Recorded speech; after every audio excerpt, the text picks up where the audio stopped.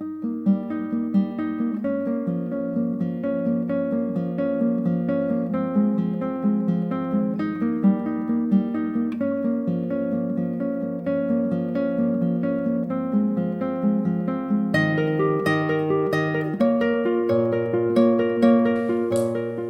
friends, my name is Dan Jones. I'm a guitarist and a teacher and a performer, and I do a lot of filmmaking, and I just thought I'd share some of the ideas I've had over the years which can hopefully help you to make some films and to do it on a real budget as well. So I'm going to start off with some really basic tips. I'm sure you know many of these, but they're worth reminding you of.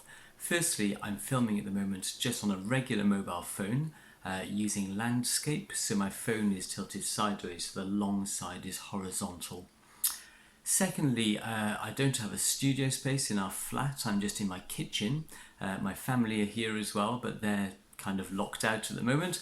I've taken down things from the wall like a shopping list, etc., so I've got a clean background. My phone's quite close to me, so the sound is being picked up reasonably well, I hope.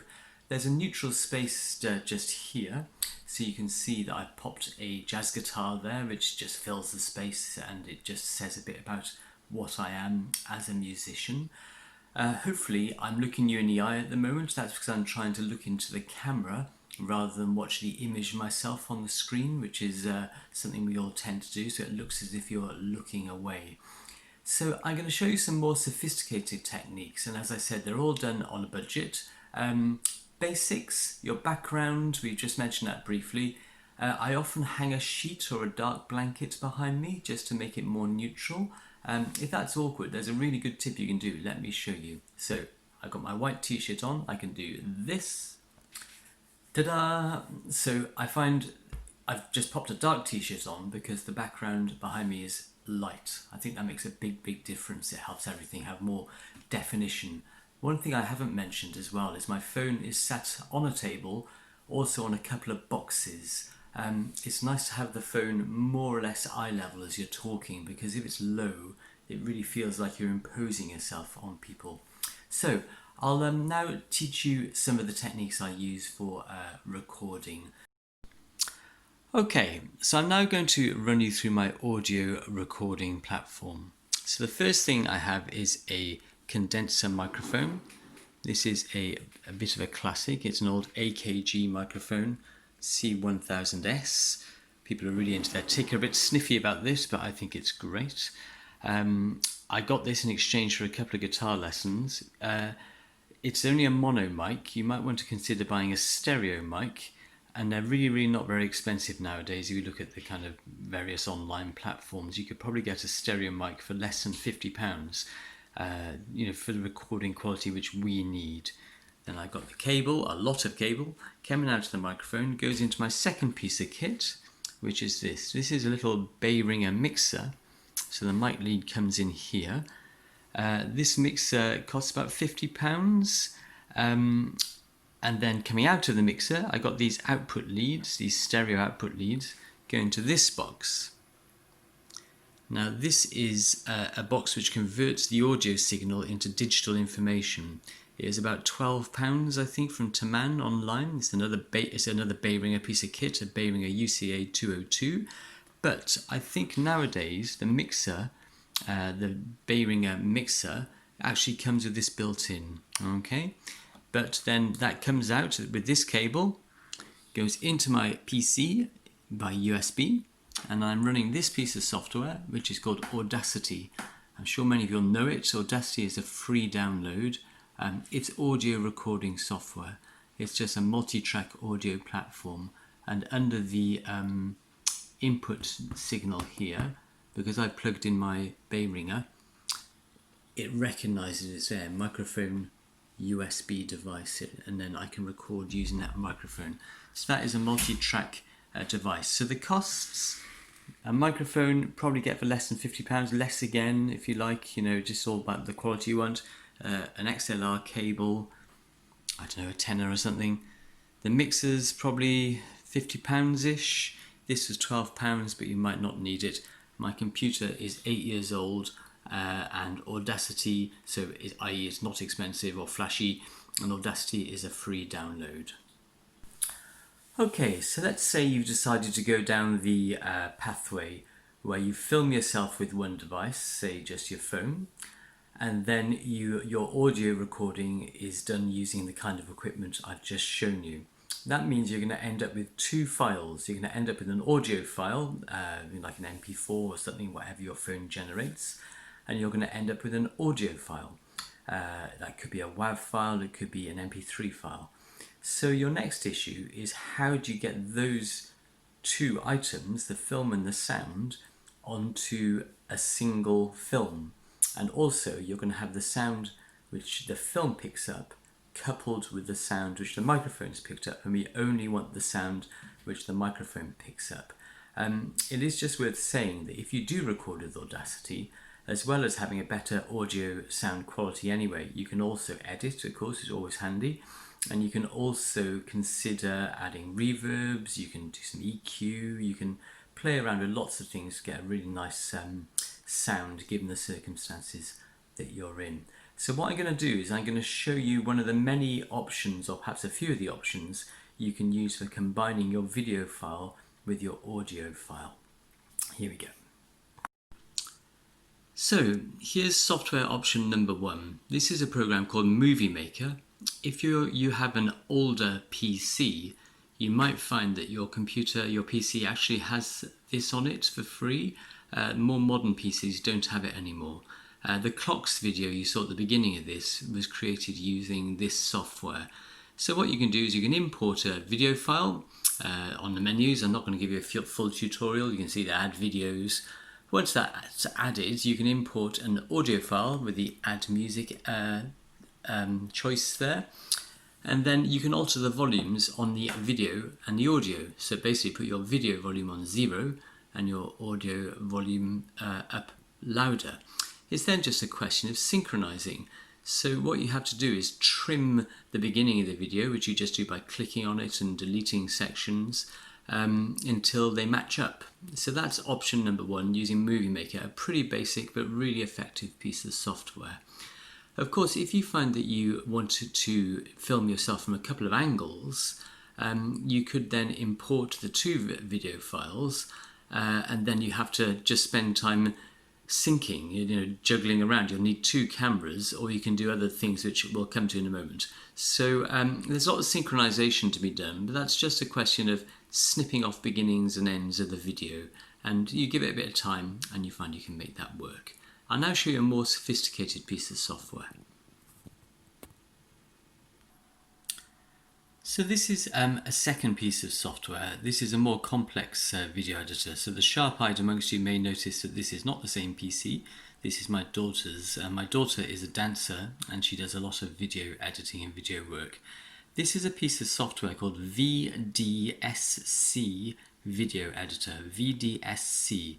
It again is a free download, but there are lots of features on a paid version which you can get. You pay an annual subscription, but the free version is very, very good. I believe there is a small watermark on the free versions. Your video will have VDSC in the corner, but I think that's fine personally.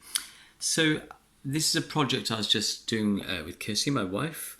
You can see there are blocks there, and what these are, they're bits of video and bits of transition. You can fade in and out, there's photos, there's images, and it just comes up on the line with the time at the top there. And you can select a block and you can do all sorts of things with it. You can add subtitles. Adding subtitles is really, really good, especially if perhaps you feel your audio is being compromised. People tend to look at stuff with subtitles. This is a tremendously powerful piece of software. I'm going to show you one more trick, and that's the idea of making split screen videos. Again, it's a bit more complex, but I'll explain how I did this, and I'll just show you a little excerpt.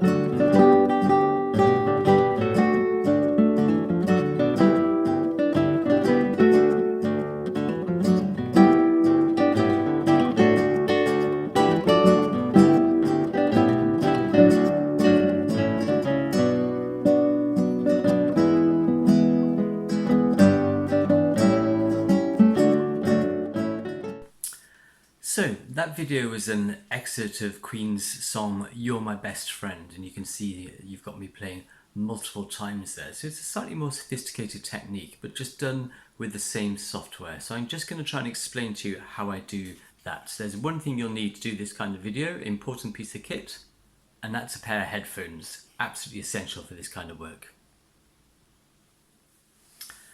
So you need to think to yourself, why do I want to create this video? Now, in the case of a solo performance, I'm trying to demonstrate and showcase what I am as a guitar player. In the case of the You're My Best Friend and lots of others as well, I do a lot of sheet music arranging and I do a lot of teaching, and those videos are there to showcase my arrangements and also to help my pupils. So if my pupils are trying to learn one of the parts, they can visit the YouTube video, it can help them out. So I'm not really trying to create a performance, I'm trying to make a film. It's like the difference between being on stage in a theatre and making a movie. So this is what I do. Firstly, I record the audio without making a film. So therefore I can just really concentrate on getting the audio done well. So I use Audacity to do that. So I record one track, I use a click track which Audacity generates. I then listen back to that using headphones, and then I add the extra layers, I mix it, I can pan it out so you've got a true stereo effect, I can add reverb, and then I know I've got something which is a half decent sound. Then once I've got that audio file sorted, I always keep a count in at the beginning, just me saying 1, 2, 3, 4, which I'll have to delete later of course. I can make my films. Now that You're My Best Friend film, I actually made in work. I was teaching in a school in Crieff and I just turned up an hour early and made the films early. That's the great thing about this technology. I just made the films with the same phone to which I'm talking to now. So I listened to the recording through the headphones and played. I was actually playing the instrument here. But as we've already discussed, what I can do is I can import that video into video editing software. I can turn the video volume down and keep the audio volume. So although I'm actually playing the guitar on the video file, that's not actually the sound which you hear, which you're listening to. So I did that 5 times for the 5 guitar parts. So the next part of the equation is putting those 5 videos into one single video file. So I'm presuming you've done all the editing at the length in the video editor when you did the individual video files. So you know those 5 files match up with your audio. You get rid of your count in, easily done on Audacity, and then you need some kind of platform which can host multiple videos. So there are a number of these. If you're an Apple user, I'm sure you've heard of people talking about Acapella. I happen to use a PC, so I'm less familiar with that.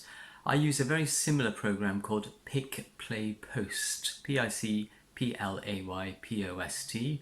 It was a freebie, but with a few quid paid to get rid of the watermark.